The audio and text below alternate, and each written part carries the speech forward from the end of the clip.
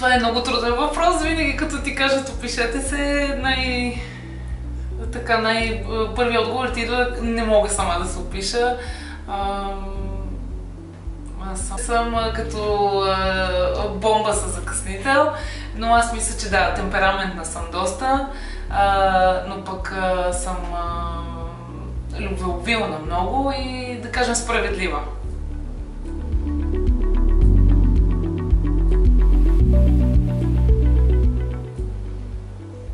Семейството си.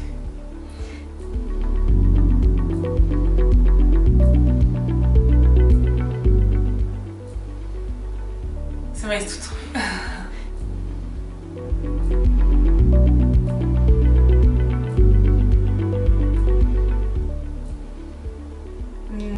Не мога да се сета за нещо, което е било компромис, нещо, което съм до такава, всичко, което съм правила и всеки компромис, който съм направила е довел до нещо хубаво. Така че няма нещо, което да съм съжалила, да съм направила компромис, за който съжалявам. Нищо конкретно в момента не ми хрумва.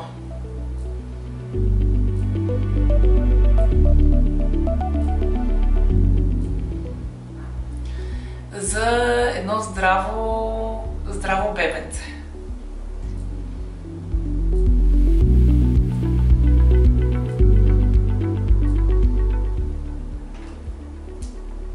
Нищо определено. Наистина, чувствам се доста запълнена.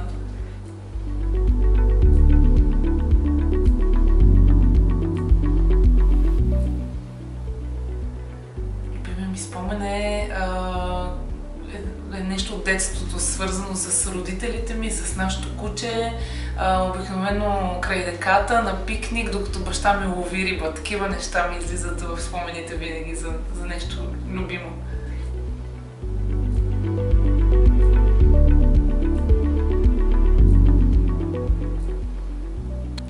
Раждането на моето бебе!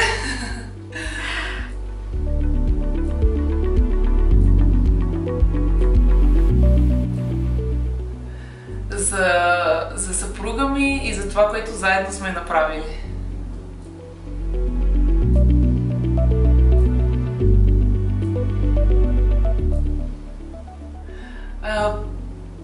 Много така тривиално може би, но безпроблемно посрещане на нашето дете.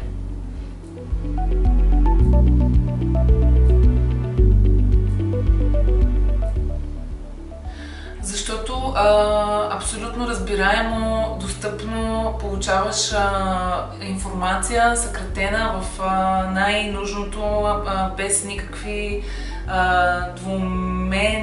двумена от страна на хората в Sales for Life и така, това, което получаваш като информация, като услуга най-вече, е най-доброто, което мога да си представя за такъв вид услуга.